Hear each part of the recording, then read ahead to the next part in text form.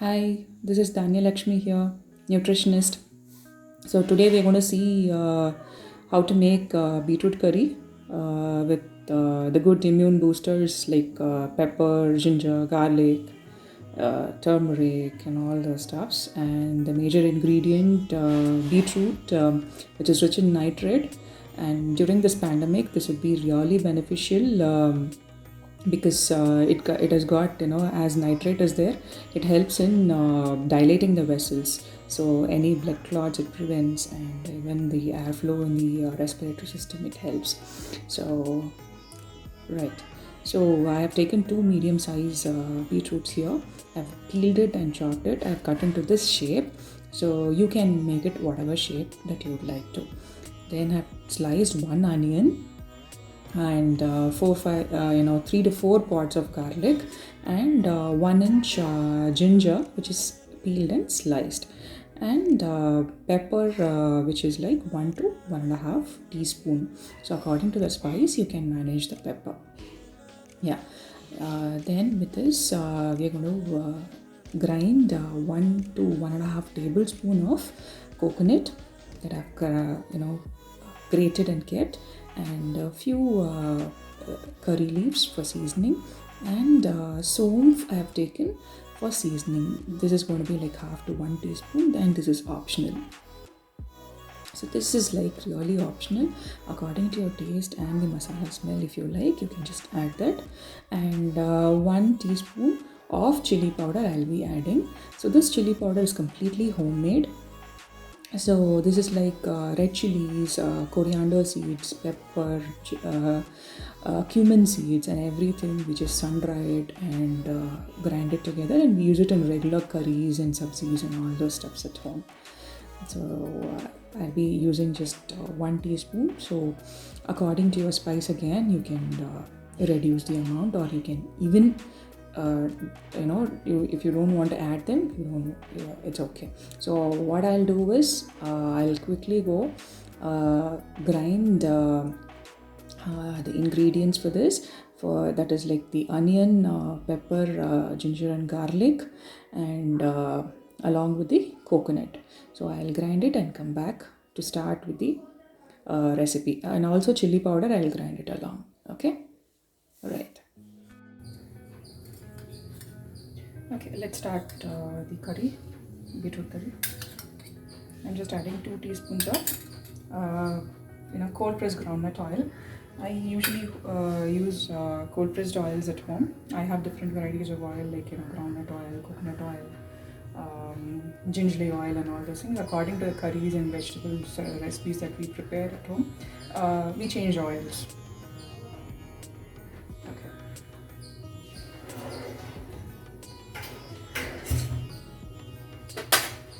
So sometimes I use saunf, sometimes I don't use saunf.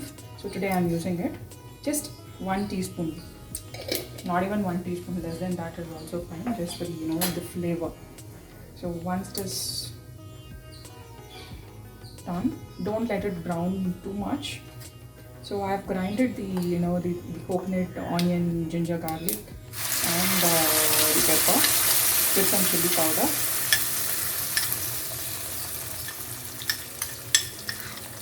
Just saute this for a couple of minutes.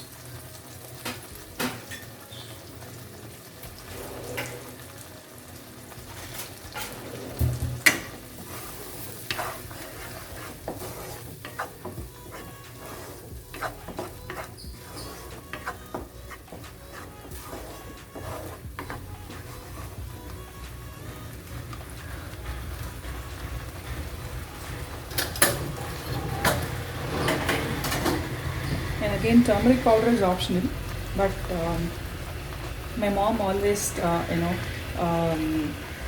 tells like whatever you cook in the kitchen, like curry or sabzi or whatever, add a half a teaspoon, or a pinch of at least turmeric powder, which gives the color actually, and also it helps in boosting your immune. So almost all the dishes that we prepare at home will have turmeric.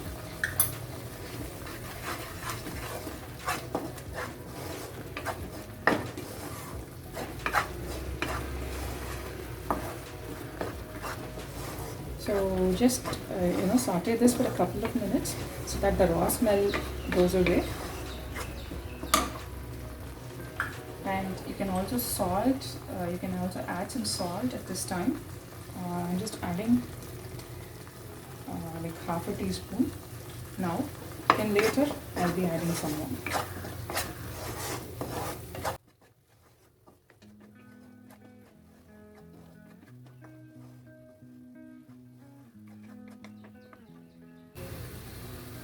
Nice flavor you would get with all these masala ingredients in that.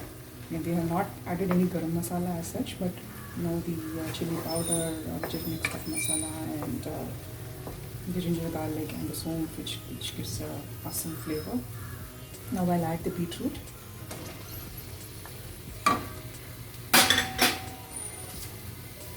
And some curry leaves.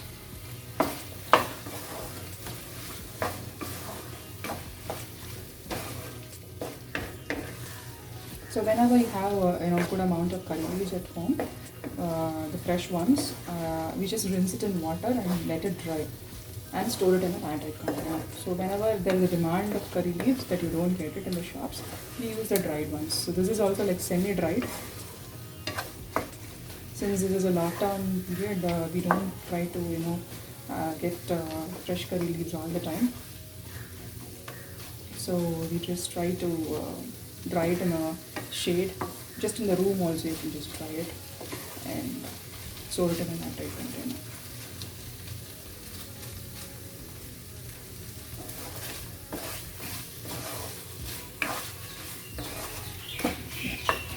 So let me just have a taste.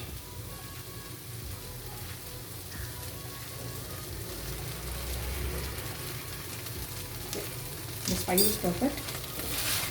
And the salt, also a little salt is required as I added beetroot. About half a teaspoon I'll just add.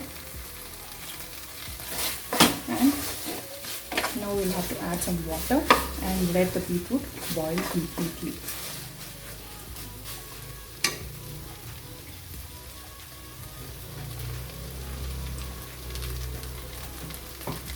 So the paste which is remaining in the bowl, you can just wash it with water, rinse it with water and add it to the curry.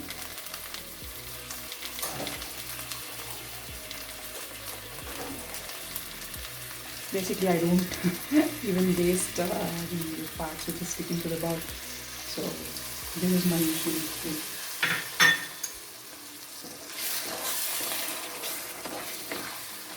To this, now that I've added almost half a cup of water, and still I'll add one more cup of water.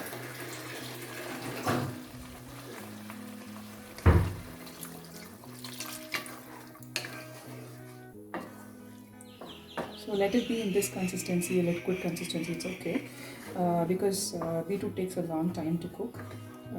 So it will take about 10 to 15 minutes to cook, and by the time the curry will reduce, it'll become thick, and later according to the consistency you can add a little more water if required. So now is that, let it boil for another 10 to 15 minutes and we'll have a check on it. It's been like 10-15 minutes now. See, the amount of water that we have added, it's reduced. It's become thick and it's almost cooked. Beetroots are almost cooked. I like a little crunchy, so I will switch it off at this stage. So the taste is also perfect with salt and the spice and everything. So for this amount of beetroot, this much of spice is enough. So if you're too much of spice eater, probably you can add on. So at least weekly once, if you start incorporating this into the daily diet, it'll be helpful. Okay, now that the curry is ready, if the beetroots are really red, it will turn still more dark. This can be accompanied with chapati, idli, dosa and rice. So any age group people can have this. And yeah, so this is going to be really delicious with any of the accompaniments. And meet you soon with the next video. Stay safe, stay at home, take care, bye bye.